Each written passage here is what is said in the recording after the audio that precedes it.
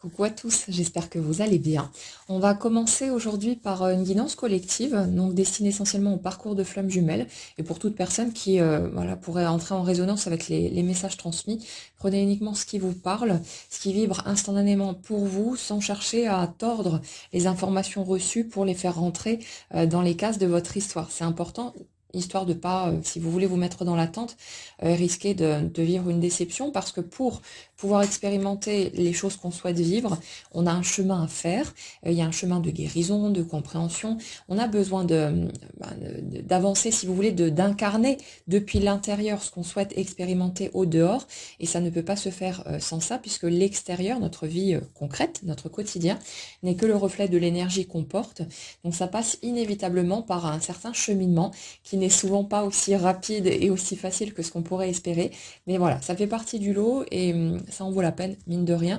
mais prenez vraiment seulement ce qui vous parle. Quelqu'un me demandait si, maintenant que j'ai démarré les guidances personnelles pour le collectif, s'il y aurait plus de guidance collective comme celle-ci. Si, mais je ne prévois rien, je ne planifie rien, j'avance au gré de mes envies et des messages qui arrivent au fur et à mesure. Donc voilà, on va laisser le truc se dérouler, et puis quand j'aurai envie de faire une guidance collective, je ferai une guidance collective, et puis en parallèle, il y aura de toute façon les guidances perso pour le collectif, histoire d'avoir plus de, comment dire, plus d'éléments qui peuvent nous amener des compréhensions, le fait de pouvoir reconnaître ses blessures, aussi de pouvoir cheminer tranquillement, et puis chacun pioche là-dedans en fonction des éléments qui parlera pour lui. Et puis voilà. Euh, alors, premier élément aujourd'hui, un morceau de taille. Euh, Hier soir, il y a une grosse remontée de colère qui est arrivée par rapport à ma flamme jumelle. Et sur le coup, j'ai été surprise. Je me suis dit, bon, bah, ok. Parce que j'avais l'impression d'avoir déjà, comment dire, bien libéré tous ces trucs-là. Et j'ai pas trop compris sur le moment pourquoi il y avait cette remontée de colère qui débarquait comme ça, aussi puissante en plus maintenant. Et ce matin, euh, je vais faire un tour sur YouTube et je tombe sur direct sur une vidéo de Steve Tailamé de la chaîne Flamme Jumelle en Conscience qui parle du pardon. Donc j'écoute attentivement, évidemment, et ça me permet de me replacer dans une forme de justesse envers moi-même. Donc je vais vous transmettre des messages à ce sujet-là euh, parce que c'est un point très important, et que il y a beaucoup de monde, si vous voulez, qui peut bloquer inconsciemment la reprise de communication ou l'avancée du lien. Tout est juste, hein, donc si on vit ces étapes-là, c'est qu'elles sont nécessaires à un certain moment, mais quelque part, c'est un poids finalement qu'on porte avec soi, et c'est important de remettre les choses à leur juste place pour pouvoir se libérer de ce boulet et vivre avec plus de légèreté la suite des étapes de ce parcours. Alors, le truc en fait qui s'est clarifié, c'est que le fait d'avoir des compréhensions sur le pourquoi de certains comportements, de certaines actions, certaines paroles de l'autre, nous permet de voir le tableau différemment et de ne plus forcément être dans une accusation pure et simple, comme si l'autre était un vilain méchant qui avait agi gratuitement comme il a pu le faire, et ce qui a provoqué des blessures pour nous. Euh, donc ces compréhensions, elles sont bien sûr utiles et précieuses pour changer d'angle de vue, pour arriver à mieux comprendre, mais le point très important, c'est que ce n'est pas parce qu'on comprend pourquoi l'autre a réagi comme il l'a fait que ses actions ou ses paroles, peu importe, hein, vous le ramenez où ça parlera pour vous,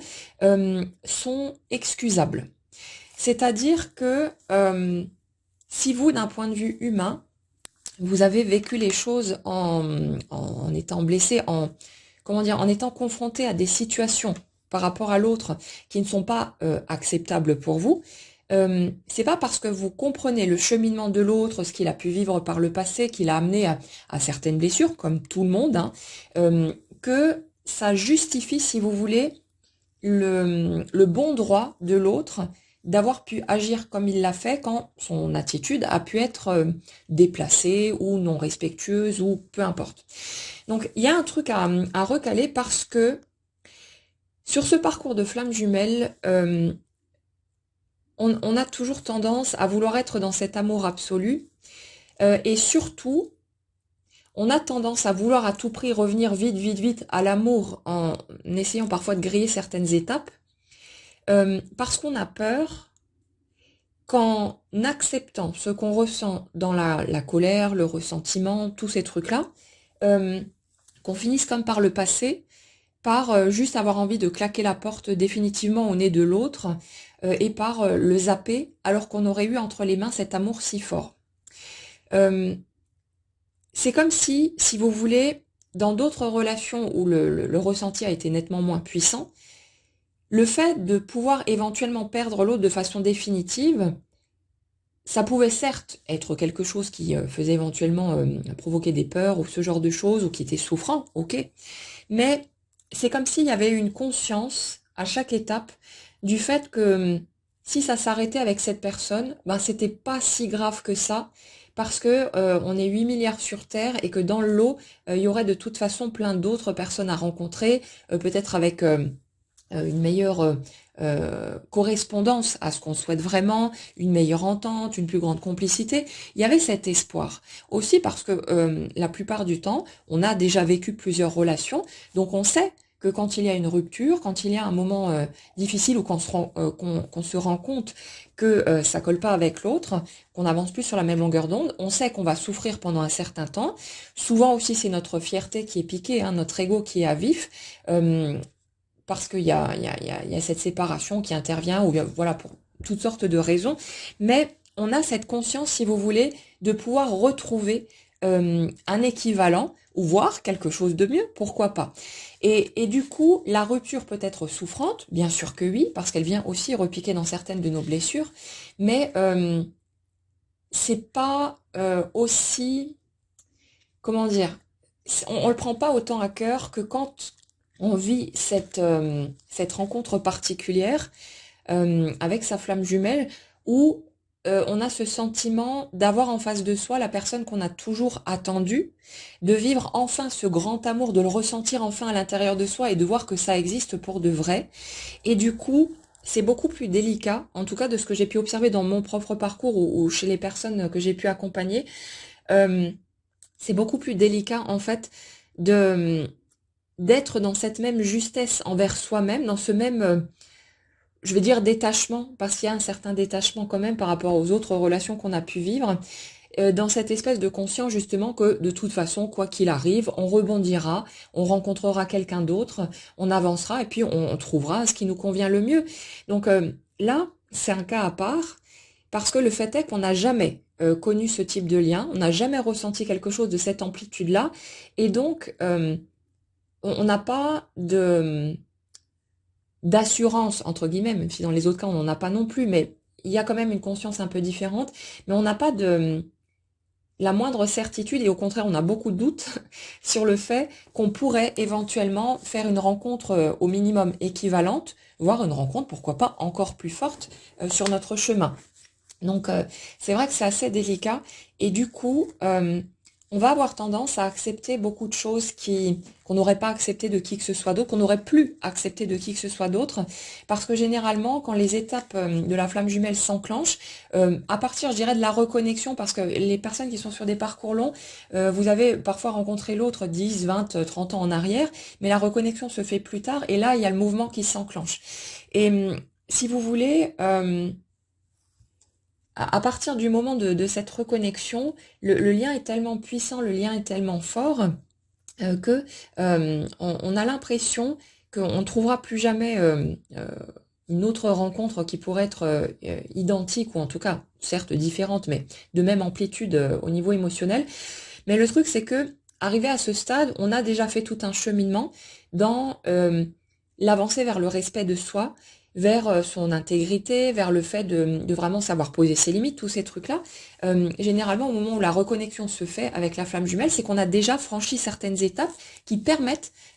l'entrée dans ce lien. Par rapport à ce que j'ai pu observer jusque-là, après c'est une portion limitée du tableau, mais j'ai vraiment l'impression que quel que soit le type de parcours, court ou long, euh, la reconnexion finalement à la flamme ne se fait qu'à partir d'un certain degré de récupération, on va dire, de son estime de soi, comme si il n'était pas tellement possible de vivre cette reconnexion, je ne parle pas de la rencontre, mais de la reconnexion, euh, Si on est en pleine dépendance affective, qu'on est encore dans des attitudes où on se respecte pas du tout, on s'écoute pas, on tient pas compte de soi, euh, par rapport à ce que j'ai pu observer, j'ai vraiment l'impression que la reconnexion se fait à un moment où on a déjà franchi certains paliers et où on est dans une forme d'équilibre envers soi, même si bien sûr il y a les blessures les plus profondes qui vont être réactivées par cette reconnexion, par l'évolution du lien. Mais il y a déjà, si vous voulez, certaines étapes qui font qu'on se respecte, qu'on tient compte de soi, qu'on a une conscience de soi beaucoup plus forte. Cela dit, euh, le ressenti, l'amour ressenti par rapport à la flamme jumelle est tellement fort, et puis c'est le truc, c'est souvent le rêve d'une vie, hein, ce qu'on a toujours espéré, ce qu'on a toujours attendu, et du coup c'est tellement puissant qu'on se met à nouveau à accepter des choses qui seraient pas acceptables pour nous, qui sonnent pas justes, parce que on a cette personne devant soi et que ce qu'on ressent est tellement puissant et tellement beau aussi qu'on peut pas on peut pas envisager la possibilité de perdre cette personne et de la ranger en quelque sorte dans les mêmes cases que les autres histoires qu'on a pu vivre. Donc il y a cette difficulté pendant un certain temps à se positionner. Généralement, c'est pour l'âme éveillée la première, euh, qui fait en premier le chemin de retour à soi, le chemin de repositionnement pour atteindre sa pleine intégrité. Et le truc, c'est que euh, quand justement ça commence à cafouiller et pour la plupart des duos, il y a forcément un moment où l'autre va faire ou dire quelque chose qui va créer une blessure, parce que ça fait partie de la mécanique du duo pour mettre en lumière tout ce qui est encore souffrant, qui est dysfonctionnel et qui a besoin d'être reconnu, qui a besoin d'être réintégré.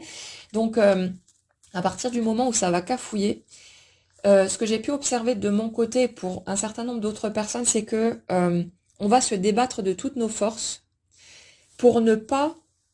euh, rentrer dans la colère ou ne pas la maintenir en tout cas, pour sortir au plus vite de la colère par rapport à l'autre, parce qu'il y a une très grande peur, si vous voulez, que cette colère envahisse tout l'espace et que on finisse par se dire ouais non, cette personne j'en veux pas, et en plus avec cette espèce de pression de se dire mais j'ai fait tout ce parcours. Je me suis accrochée, j'ai rebondi à chaque fois, je me suis relevée à chaque difficulté pour pouvoir être avec l'autre, pour espérer cette réunion. Et maintenant, je permettrai à cette colère de m'envahir totalement au risque de lui tourner les talons pour de bon. Et il y a une très grande peur, en fait, de d'avoir fait tout ça pour rien. Alors, même si on sait bien sûr qu'à titre personnel, on a évolué, on a cheminé et que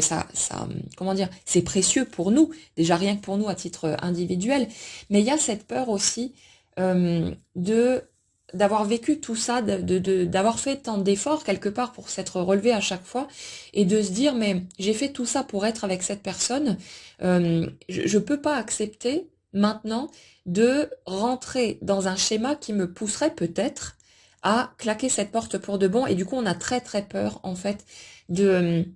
soi-même d'une certaine manière, peur de nos propres réactions et peur d'envoyer tout valser et de se dire non c'est bon, moi j'en veux plus, s'il revient ou si elle revient, c'est terminé, c'est aller trop loin, ce genre de choses. Et on a très très peur de ne pas retrouver un amour aussi fort, de ne pas vivre une rencontre qui soit au moins aussi belle, mais qui pourrait fonctionner mieux bien évidemment derrière. Mais il y a toutes ces trouilles-là et qui font que pendant un certain temps, on va avoir tendance à tenter d'étouffer nos ressentis et notre élan naturel en tant qu'humain. C'est-à-dire que euh, quand vous vivez une situation qui pourrait être irrespectueuse ou humiliante ou ce que vous voulez, vous le mettez là où ça parlera pour vous, euh, votre réflexe naturel, ça va être d'entrer dans cette colère pour justement pouvoir poser vos limites, pour pouvoir préserver votre intégrité. Et y a souvent, la plupart du temps, un besoin d'exprimer aussi les choses. Mais souvent, avec le jumeau ou la jumelle, on va se retenir d'exprimer les choses comme on le ferait spontanément, parce qu'on a peur de la réaction de l'autre et on a peur d'aller trop loin, en fait, dans ce qu'on pourrait dire ou faire, et que la porte soit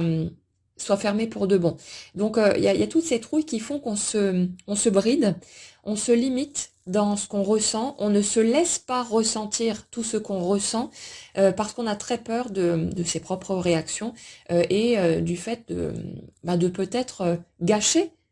tout ce lien et d'être l'acteur de la mort finalement de cette relation, un truc un peu comme ça. Le souci,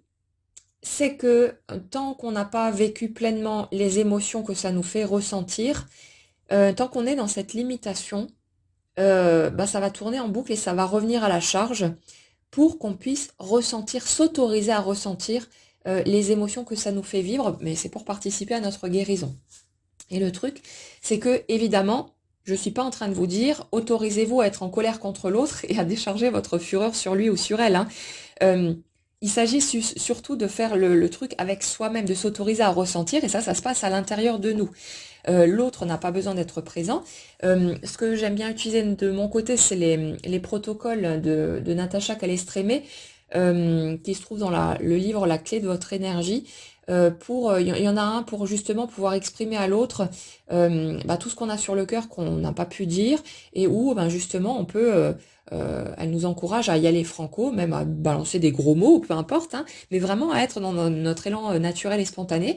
sans se retenir comme on a pu le faire face à l'autre par peur de le perdre pour de bon et ce genre de truc. Et ça, en tout cas pour moi, j'ai trouvé ça extrêmement libérateur. Je l'ai fait un certain nombre de fois et je l'ai refait hier soir du coup parce qu'il y avait vraiment besoin. Et si vous voulez, ça nous offre un terrain sécurisé où on n'a pas d'impact direct sur l'autre, donc on risque pas d'engendrer en plus des blessures ou une réaction qui serait peut-être, on va dire, violente ou agressive en face, et qui nous empêcherait en fait d'aller jusqu'au bout de cette colère. Là, quand on est seul face à soi-même, en visualisant seulement l'autre face à nous, on peut se lâcher, on risque rien, hein. Éventuellement, peut-être que le voisinage nous entendra hurler, mais voilà, ça s'arrête là et c'est pas dramatique. Mais d'une manière ou d'une autre, on a besoin d'aller rencontrer cette colère, ou n'importe quoi d'autre qu'on pourrait ressentir, hein, la tristesse aussi. Le fait est que la colère, elle est souvent posée au-dessus justement de la souffrance, parce que c'est une protection. On refuse parfois de rencontrer cette souffrance et on a besoin d'abord de passer par la colère pour ensuite que la carapace craque et qu'on puisse accéder à la souffrance qui est en dessous pour pouvoir pleurer ce qu'on aura à pleurer et accepter ce qui se passe à l'intérieur de nous. Mais si vous voulez, les messages que j'ai reçus par rapport à tout ça, c'est que c'est important de pas vouloir choisir un camp en quelque sorte, c'est-à-dire de ne pas vouloir être soit dans l'amour inconditionnel, donc en gros tout accepter, tout balayer, faire comme si il s'était rien passé, non. Ou alors être seulement dans la colère ou ces trucs-là. En fait, il y a une association à faire avec les deux et se rendre compte qu'être dans l'amour inconditionnel, déjà ça commence par soi-même, hein, et que être dans cet amour inconditionnel, ressentir cet amour si fort pour l'autre, ça ne veut pas dire qu'on est censé tout lui excuser, justifier en fait ses comportements défaillants ou déviants ou peu importe, irrespectueux, ce que vous voulez d'autre, par le fait que oui mais je comprends pourquoi cette personne a réagi comme ça, qu'elle était dans la peur et ceci et cela, ouais ok on comprend c'est cool, mais ça n'excuse pas pour autant les comportements. Alors je vais prendre un exemple extrême mais comme ça illustrera bien le truc. Un violeur, on va pouvoir creuser dans son système et on va pouvoir comprendre pourquoi il est devenu cette personne-là. On va pouvoir comprendre que peut-être, je sais pas, maman a subi des violences sexuelles et que elle a tellement essayé de convaincre son fils que la pulsion sexuelle était pas naturelle, était mauvaise, était dangereuse, que le fils il s'est contenu pendant toute sa vie et qu'un jour ça a craqué, qu'il a tellement mis de couvercle sur ses pulsions naturelles, hein, parce que la pulsion sexuelle est tout à fait naturelle, mais quand on la retient, c'est comme la cocotte minute, à force de vouloir contenir tout ça à l'intérieur de soi, un jour ça finit parfois, dans certains cas, par péter, par donner des comportements de ce type-là, et on a beau comprendre le chemin de cette personne, on peut aller creuser, faire preuve de compassion, comprendre que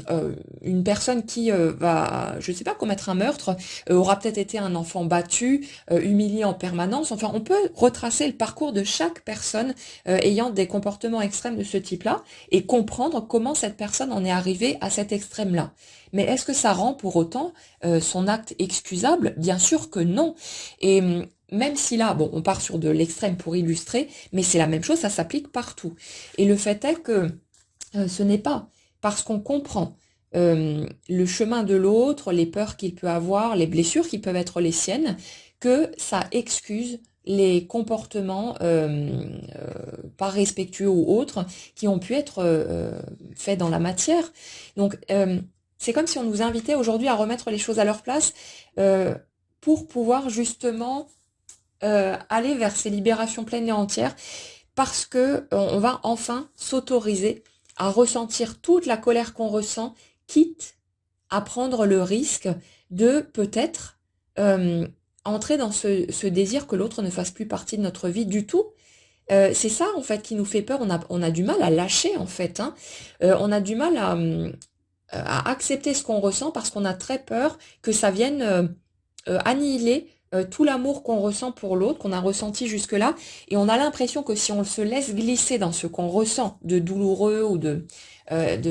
colérique, etc., qu'en fait ça va éteindre tout le reste et que du coup ben ce sera foutu, parce que si même l'autre avait un éclair enfin une illumination soudaine et qu'il redébarquait comme une fleur, ben du coup on se dirait ben maintenant c'est trop tard. Maintenant j'ai laissé cette colère s'exprimer pleinement et maintenant je vois que je veux plus de toi dans ma vie, et il y aurait cette sensation peut-être de gâchis ou de choses comme ça, et cette peur de ne pas retrouver surtout un équivalent ou mieux, mais il y a ce truc-là en fait qui se pose derrière et qui fait que pendant un temps on se retient, on se bride dans le fait de ressentir ce qu'on ressent, et tant que c'est pas ressenti pleinement, ça ne peut pas être libéré. Et le truc, c'est que ce qu'on m'a expliqué par rapport à ça, c'est que c'est juste en fait que pendant un certain temps, on n'arrive pas à le faire. C'est parce que la charge émotionnelle dans ces cas de figure-là est tellement violente que on ne peut pas traverser cette colère directement parce que ce serait beaucoup trop fort et on n'a pas la capacité de le tenir physiquement. Donc si vous voulez, pour préserver notre intégrité, parce que c'est de l'énergie qui nous traverse et qu'on peut seulement porter une certaine charge, on a besoin de vivre les choses par étapes, d'où ces allers-retours qu'on va vivre, où à un moment donné on va être dans cette colère, on va en encaisser une certaine portion, la laisser s'exprimer partiellement, et puis on va revenir dans l'amour, et puis on va repartir dans la colère, le sentiment d'injustice ou tous ces trucs-là, et puis on va faire comme ça des allers-retours jusqu'à ce qu'on puisse évacuer la totalité de la charge, et donc c'est tout à fait juste qu'il y ait ces étapes-là. C'est pas une perte de temps, c'est pas une erreur non plus, hein, de se dire ah merde, j'ai perdu tout ce temps à comment dire, à ne pas m'autoriser à ressentir ce que je ressens. Non, non. Si ça s'est produit comme ça, c'est que c'était le rythme juste, les bonnes étapes, et on ne pouvait pas passer au-dessus de ce truc-là. C'est vraiment essentiel. Et le truc, justement, on parle tout le temps ces derniers temps de ces reprises de communication, et on est dessus, hein, encore une fois aujourd'hui. Et ce qui est dit par rapport à ça, c'est que justement, il va être important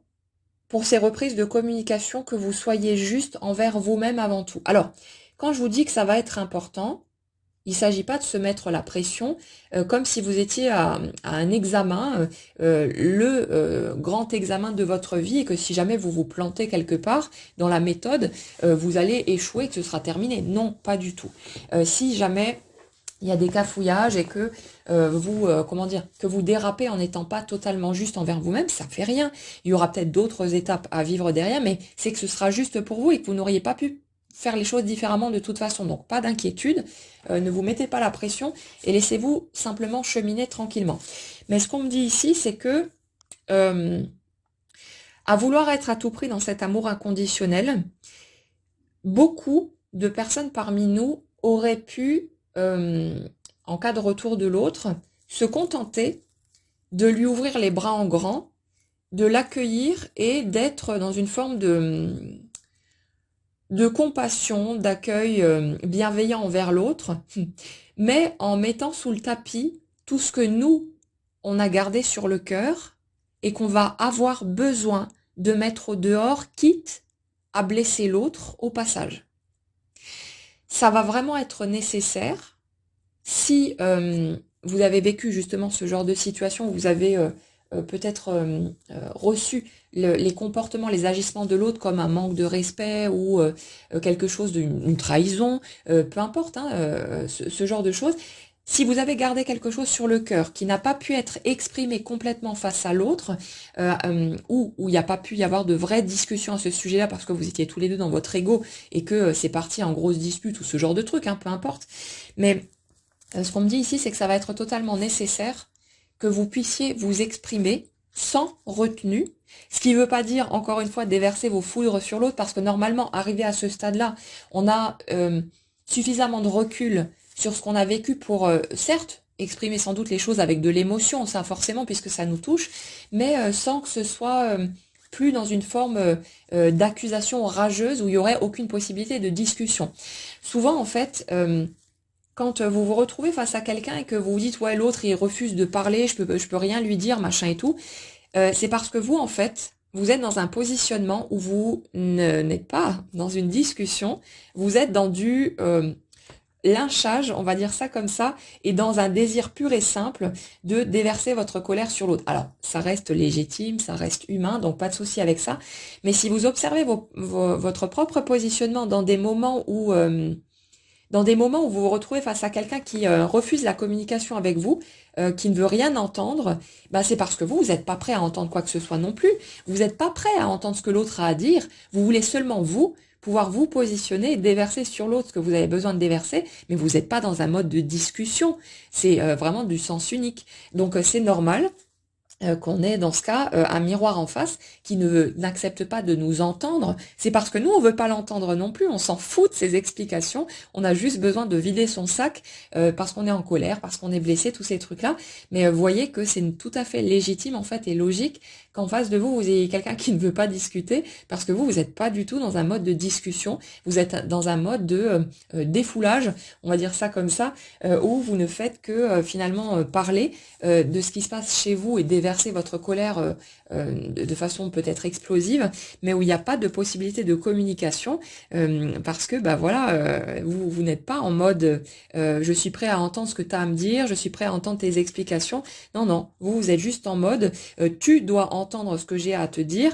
tu dois entendre ma souffrance, tu dois reconnaître ma douleur, mais sans être prêt à ce que ce soit un réel échange et voilà, et ça change tout aussi. Donc le truc, c'est que justement pour ces phases de retrouvailles, de reprise de communication,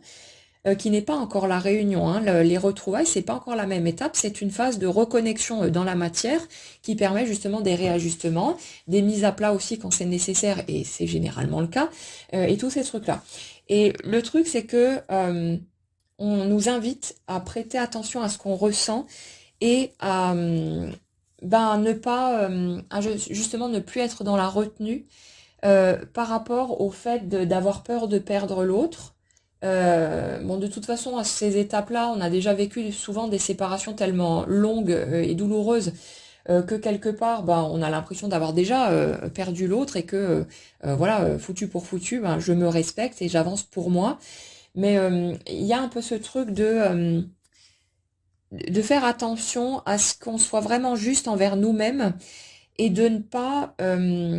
être dans cette retenue, encore une fois, comme on a pu l'être par le passé, par crainte de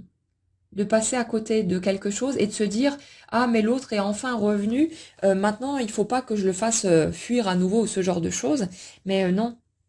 ça pourra pas marcher comme ça. Si vous êtes dans ce type de positionnement, c'est quelque part, il reste encore du chemin à faire et que vous n'êtes pas totalement tourné vers vous-même.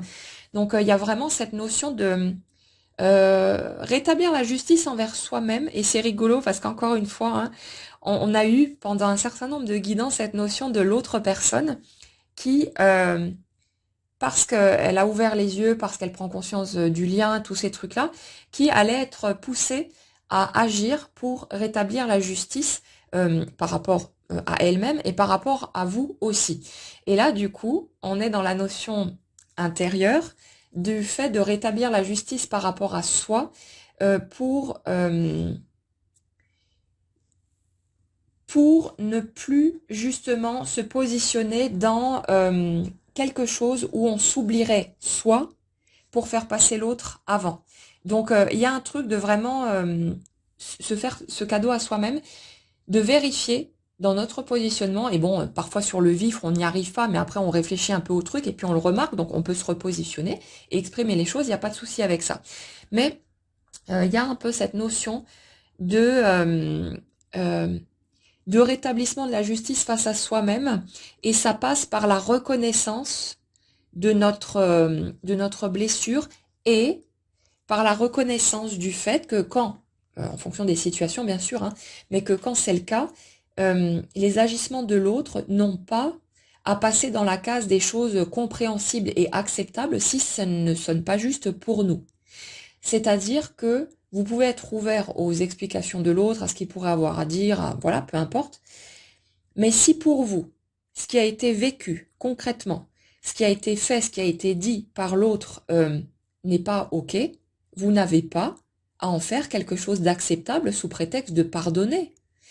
Soyez clair sur ce qui est OK pour vous ou ce qui ne l'est pas. Et si quelque chose vous semble injuste, vous apparaît comme une forme de trahison ou peu importe, il y a certes une partie de vos blessures qui est à guérir par rapport à tout ça, et la situation en elle-même a fait son job pour vous permettre de ressentir ce que ça vous fait ressentir et de pouvoir guérir ces plaies, mais c'est pas parce qu'on a guéri nos plaies, qu'on a compris le pourquoi du comment, du machin, du truc, que ça transforme les agissements de l'autre en quelque chose qui est excusable si ça ne sonne pas juste pour vous. Et je sais euh, que si mon jumeau doit se pointer comme une fleur euh, pour établir le lien, euh, bah, il va m'entendre, quoi. Je ne pourrais pas passer au-dessus de, comment dire,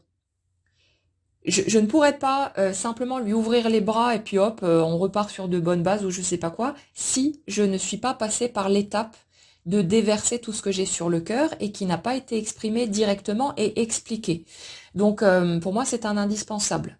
C'est vraiment quelque chose de totalement nécessaire. Et si l'autre ne veut pas m'entendre, bah, il ira se faire voir. Mais c'est hors de question que je fasse une place dans ma vie à cette personne sans avoir réglé ces éléments-là. Donc mon positionnement là, pour moi, est juste envers moi-même, envers mon humain. Et quelles que soient les compréhensions que je peux avoir de pourquoi est-ce qu'il a pu agir comme ceci ou comme cela, ça ne change pas le fait que pour moi, ce qui a été fait ou dit n'est pas excusable et que je suis pas OK avec ça. Donc il va falloir mettre ces choses au clair. Et ça va concerner beaucoup de duos, de vraiment l'importance de reconnaître pleinement sa blessure, de la rendre totalement légitime et de pas chercher à la piétiner. En fait, le truc, bah, comme je l'expliquais tout à l'heure, c'est que on a souvent cette grande peur de passer à côté de l'essentiel, d'avoir ce grand rêve qui était à portée de main et de le voir s'échapper et disparaître peut-être pour toujours. Et du coup, on va avoir tendance en fait à mettre du déni sur ce qu'on ressent,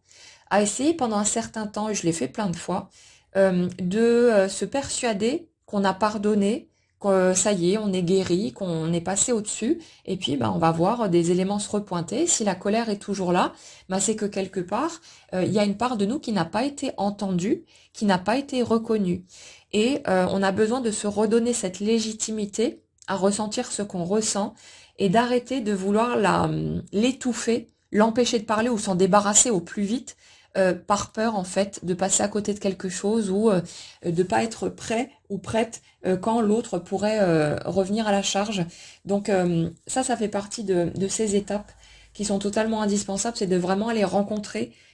ces blessures et d'aller vérifier si dans votre positionnement, vous essayez de faire du tri pour être à tout prix dans l'amour inconditionnel, être dans une forme de calcul, quelque part, de mettre du déni, en fait, sur ce que vous ressentez. Et si vous avez peut-être peur aussi que ce que vous pourriez avoir à dire ou ce que vous ressentez justement en matière de trucs qui n'étaient pas justes pour vous, même s'il n'y a plus forcément de colère ou de choses comme ça, hein, mais si vous estimez que dans les agissements de l'autre, il y a des choses qui n'étaient pas justes envers vous, qui n'étaient pas OK avec votre système de valeurs et ce qui est essentiel à vos yeux en matière de relations, il va falloir que vous mettiez ce point-là au clair. Vous ne pourrez pas le faire passer à la trappe et ignorer cette part de vous, parce que si vous le faites, il y aura toujours des problèmes, et l'autre étant un simple miroir de notre fonctionnement interne, l'autre faisant avec nous ce que nous on fait avec nous,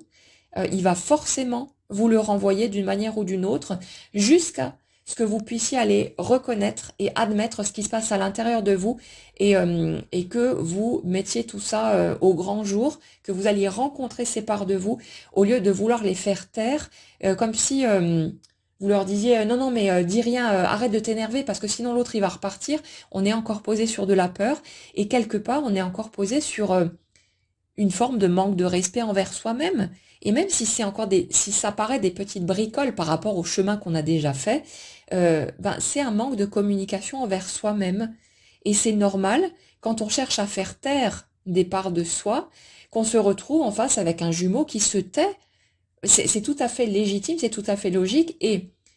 le fait de rester dans ce silence, de continuer à cheminer de cette manière-là, ça va justement venir appuyer sur les bons boutons pour qu'on puisse se rendre compte à quel point on cherche à mettre en silence certaines parts de nous, on refuse de les entendre, on refuse de les reconnaître parce qu'on a peur de ce qu'elles pourraient déclencher en nous, et du fait qu'éventuellement, ça nous fasse avoir envie de gicler l'autre de notre vie pour de bon. Donc vous voyez un peu la dynamique, c'est quand même, je trouve ça extraordinaire à chaque fois de recevoir toutes ces informations et de voir que on arrive systématiquement à comprendre pourquoi l'autre agit de telle ou telle façon, en retrouvant finalement chez soi ce qu'on fait nous avec notre propre personne et avec certaines parts de nous, hein, et à quel point c'est toujours un parfait miroir. Et vous voyez, ces derniers jours, je comprenais pas trop cette notion de le fait qu'il n'y ait pas de communication avec l'autre induit forcément qu'il n'y a pas de communication avec soi-même. Mais comme de mon côté j'avais l'impression de m'écouter, de tenir compte de moi, donc je voyais pas, je savais pas à quoi le ramener. Et voilà, les informations arrivent toujours quand on en a besoin et quand on est prêt à les recevoir. Mais en fait c'est ça, c'est pas le manque de communication au niveau de notre mental, la petite voix à l'intérieur où on parle avec soi-même, c'est la communication entre notre conscient et ces parts de nous, certaines de nos parts, qui n'ont pas été reconnues ou qu'on cherche à faire taire, justement parce qu'on a peur des conséquences, et puis on a peur de claquer la porte dans la figure de l'autre pour de bon, ou alors d'avoir peut-être encore une réaction qui serait explosive ou je sais pas quoi, et puis que l'autre se dise ouais c'est bon, moi j'en ai marre, je me casse. Mais ce que j'ai envie de vous dire, c'est que si vous avez en face de vous une personne qui vous aime véritablement, cette personne ne partira pas parce qu'il y a un obstacle. Ce sera peut-être un départ temporaire aussi, comme on l'a tous vécu, parce qu'il y a encore des blessures à guérir, des choses comme ça. Mais quelqu'un qui est véritablement clair sur ce qu'il veut et qui est dans sa pleine intégrité, il va pas se barrer en courant parce que vous exprimez les choses. Donc, voyez peut-être dans ce genre de situation que vous barrez peut-être en courant devant vous ou devant l'autre parce que vous avez peur justement d'aller trop loin dans la discussion, enfin discussion si on peut appeler ça comme ça, dans les règlements de compte, et le fait de perdre l'autre pour de bon. Donc quelque part on hésite, on se retient, on se bride, on laisse les choses en suspens parce que on n'est pas encore tout à fait prêt à prendre le risque de se respecter tellement soi-même qu'on ne pourra plus rien laisser passer à l'autre. Mais ça va être une étape indispensable et nécessaire pour se choisir totalement et pour ne plus accepter quoi que ce soit qui ne serait pas OK pour nous. Après, on n'a pas besoin non plus forcément de le dire d'une façon rageuse ou quoi que ce soit. Mais c'est juste qu'en fait, quand on est dans ce type de positionnement, quand on exprime de la colère, c'est souvent une carapace parce qu'on veut pas montrer à quel point ça nous touche, à quel point ça nous bouleverse. Mais pour les personnes qui sont pas à l'aise de le faire éventuellement directement avec l'autre, il y a d'autres moyens. Il y a le fait d'écrire, il y a le fait peut-être de même d'enregistrer un audio ou n'importe quoi pour que vous puissiez exprimer les choses tranquillement de votre côté, mais sans avoir le truc, l'espèce de petite gêne qu'on peut avoir face à l'autre, ben de perdre ses moyens, de se mettre à pleurer peut-être, ou ce genre de truc. Donc il y a de toute façon des voies d'accès pour que chacun ait la possibilité d'exprimer les choses de façon, on va dire, aussi confortable que possible, en fonction des tempéraments qu'on a, de notre sensibilité et tout le reste. Mais là, aujourd'hui, on est vraiment sur une énergie de respect de soi, avant tout, et surtout de reconnaissance de sa blessure. C'est totalement indispensable. Il y a vraiment cette notion de aussi se pardonner à soi-même. Parce que souvent, ce qui nous pousse aussi dans notre colère et dans la violence de ce qu'on peut ressentir, c'est le fait de ne pas arriver à admettre, comment dire, de ne pas arriver à accepter que en fonction des pas que l'autre a pu faire, qu'on ait pu y croire, qu'on ait pu plonger à fond, qu'on ait pu être peut-être à nos yeux aussi naïf ou ce genre de truc, peu importe. Mais en fonction des circonstances, on va être souvent dans la colère vis-à-vis de soi, à se dire mais comment est-ce que j'ai fait pour me laisser embarquer là-dedans? Comment est-ce que j'ai fait pour y croire ou ce genre de truc? Pourquoi est-ce que j'ai pas pris plus de recul, été un petit peu moins enthousiaste ou je sais pas quoi, pour après me prendre une douche froide ou ce genre de truc? Mais ce que je remarque de mon côté, c'est que au moment où l'autre personne a commencé justement à se dévoiler et à exprimer les choses, euh, j'avais tellement souhaité tout ça, j'avais espéré tellement fort que ça arrive, qu'au moment où c'est arrivé, où ça a commencé à se présenter concrètement, je pouvais pas faire autrement que de plonger à fond dedans. C'était mon souhait le plus cher. Comment est-ce que j'aurais pu me dire non, mais attends, t'emballes pas trop, machin et tout. Bien sûr que j'ai essayé de le faire, mais quand ça, comment dire, quand ça continue d'avancer dans le sens de ce que vous souhaitez, c'est humain et c'est légitime de plonger totalement et de pas arriver à avoir le recul nécessaire parce qu'on est tellement quelque part dans la joie de voir enfin un mouvement, de se dire bah ça y est, on y va enfin, on avance dans cette direction-là alors qu'on n'y croyait pas et que là il y a une espèce de miracle qui s'opère, que quand si l'autre après fait demi-tour et part en courant, euh, c'est quelque chose, on s'en veut énormément à soi-même. D'abord, bien sûr, on va projeter la colère sur l'autre, parce que c'est insupportable ce qu'on ressent à l'intérieur. Mais quand on va creuser au-delà de cette colère, on se rend compte qu'on est très en colère contre soi-même, de pas avoir pris plus de recul, de pas avoir réagi différemment, de pas avoir attendu de voir sans réagir au lieu de plonger à fond dedans. Mais comment est-ce qu'on aurait pu ne pas plonger à fond quand on ressent des choses aussi fortes et qu'on voit la réalité extérieure bouger dans le sens tant espéré? C'est juste pas possible de pas y aller à fond. Donc à un moment donné, on a juste besoin de voir qu'on est des humains, que c'est pas de la faiblesse, c'est pas de la stupidité non plus, c'est pas de la naïveté, c'est juste que on avait un désir tellement cher à notre cœur, et bah quand on voit la réalité bouger dans ce sens, forcément on a envie d'y plonger à fond et on n'arrive pas forcément à avoir le recul nécessaire pour attendre de voir, pour laisser le truc se dérouler, pour observer ce qui se passe en nous. On est juste pris dans le feu de l'action et on se laisse porter, on a envie de plonger à fond là-dedans et on a besoin d'apprendre à se pardonner à soi-même aussi, d'être juste un humain et quelque part... quand on se rend compte de ça, on se rend compte qu'il n'y a rien à pardonner parce que c'est pas une faute, c'est pas une défaillance, c'est juste notre nature humaine qui, de façon bien légitime, aspire à être toujours plus heureuse. Et quand quelque chose se présente qui nous donne le sentiment que ça y est, on va avancer vers ce qu'on souhaite le plus au monde, bah forcément, on plonge à fond la caisse et puis c'est normal. Donc ça fait partie de nos expériences et en même temps, quand ce genre de situation se produit et qu'après vous avez l'impression de vous prendre un mur en pleine face, c'est nécessaire pour venir vous permettre de rencontrer vos blessures, même si le chemin est long et difficile, mais c'est un indispensable. Et voilà, ça fait partie des étapes et on a besoin d'un certain temps de digestion, mais on a besoin aussi d'aller rencontrer notre colère et d'accepter de ressentir cette souffrance qu'il y a en dessous, mais ça se fait étape par étape à mesure qu'on est prêt. Et tant qu'on n'est pas prêt, on va faire des allers-retours comme ça. C'est pas une régression, hein. C'est pas, vous stagnez pas. C'est juste des étapes totalement naturelles pour cette intégration qui ne peut se faire qu'en respectant notre capacité à accueillir. On peut pas porter toute la charge quand c'est aussi violent d'un coup. Donc on a besoin d'y aller étape par étape et ça demande un certain temps. Et se laisser ce temps, c'est faire preuve de bienveillance envers soi-même aussi et reconnaître simplement notre nature humaine qui ne peut pas faire plus que plus,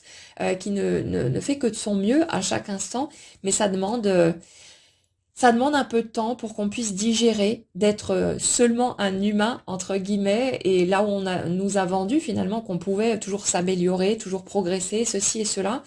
de revenir à l'idée qu'en fait non, on pourra jamais être parfait, qu'on pourra jamais être totalement peut-être réalisé, ou voilà, ce genre de truc, et que oui, on continuera d'avoir des réactions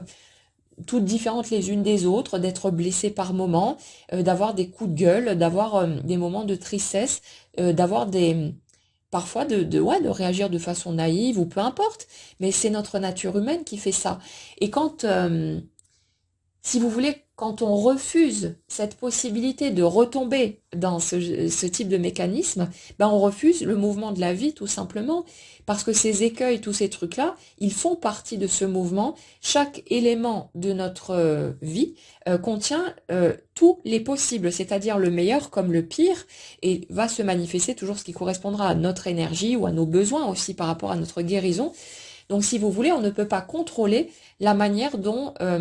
les situations vont évoluer. Et quand on va être amené à vivre, tout simplement, avancer, à cheminer, il y a des moments où ça va être super magique, agréable et tout ce qu'on veut, et il y a d'autres moments qui seront plus difficiles, et ça fait partie de la vie. Mais si on refuse les éventualités plus difficiles, on refuse l'ensemble du tableau. On ne peut pas créer un mouvement, vivre un mouvement, si on refuse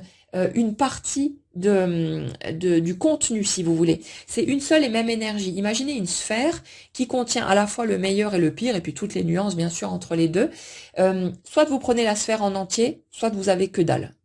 Et ce qu'on va faire à certains moments sur notre parcours, c'est de se réfugier dans la méditation, la connexion à l'invisible, tous ces trucs-là, pour se mettre comme en dehors de la vie. Et c'est bien confortable, hein, c'est super agréable, on est dans la gratitude à fond la caisse. Mais le truc, c'est qu'au bout d'un moment, on se rend compte que notre vie, elle bouge plus, il se passe plus rien, ça n'évolue plus, ça n'avance pas. Et ça, c'est parce qu'on refuse la possibilité de souffrir. Ça veut pas dire qu'on doit dire ah oui, trop cool, je vais souffrir de nouveau, c'est génial. Non, bien sûr qu'on préférait éviter. Mais si on n'accepte pas cette possibilité, on refuse l'ensemble de la sphère et donc aussi le bonheur qui est contenu dedans. Et ça peut pas fonctionner comme ça. Donc on a besoin, quand on est prêt, quand on a suffisamment digéré ce qui a besoin de l'être, d'accepter à un moment donné de prendre le tout et d'accepter que peut-être il y aura à nouveau des moments souffrants, que ce soit avec l'autre personne ou dans n'importe quelle situation. Mais si vous voulez que votre vie bouge, vous avez besoin d'accepter le tout. Et le fait est que c'est pas parce qu'on refuse la souffrance et qu'on reste dans notre petite bulle de méditation que ça va empêcher des gens de mourir, des difficultés de se présenter, des factures imprévues d'arriver, je sais pas, un problème avec la bagnole ou n'importe quoi d'autre. Donc on se rend bien compte que notre tentative de nous mettre à l'écart de tout ça, ça n'empêche pas le monde de continuer à tourner, mais que ça nous met nous en dehors de la vie. Et ça nous place dans cette impression de passer à côté, d'être toujours comme un spectateur en fait, et ça nous coupe finalement de cet élan naturel de juste tout prendre et d'accepter les fluctuations. Donc on a besoin d'aller par là aussi, mais chacun a son rythme. Ça se fera quand on sera prêt, et il n'y a pas à essayer de forcer le mouvement, ou vous pouvez essayer de forcer le mouvement, c'est pas un souci non plus, mais voilà, Ça se fera vraiment quand ce sera prêt et pas parce qu'on voudra justement passer en force avec le mental ou je sais pas quoi. Donc, mais ça fait partie des étapes. Il n'y a pas de possibilité de vivre le plus grand bonheur si on n'accepte pas la possibilité, qui reste une possibilité, mais qui est présente quand même, de vivre notre plus grand malheur. C'est comme ça, hein. Quand on veut vivre une belle relation, il faut être prêt aussi à accepter de peut-être risquer de perdre cette relation d'une manière ou d'une autre. Ça fait partie du lot, sinon on refuse tout simplement la totalité du truc et le bonheur ne peut pas venir non plus.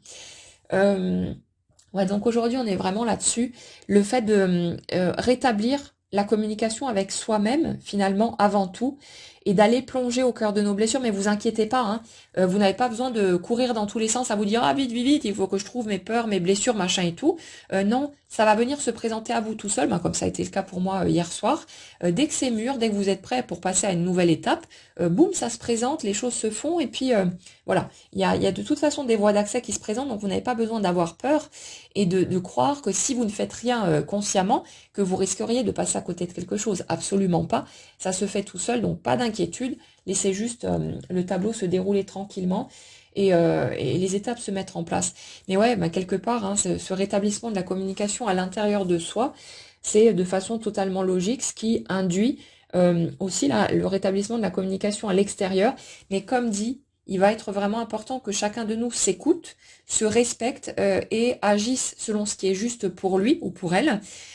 Donc ne soyez pas dans une forme de calcul à vous dire oui mais si mon jumeau ou ma jumelle débarque, il va falloir que je dise les choses comme ci ou comme ça, sinon il risquerait de se passer ça ou ça. Non, voyez ce qui est juste pour vous et si vous avez besoin de tout déballer, ce que vous avez sur le cœur, machin et tout, ben, faites-le, ne vous gênez surtout pas.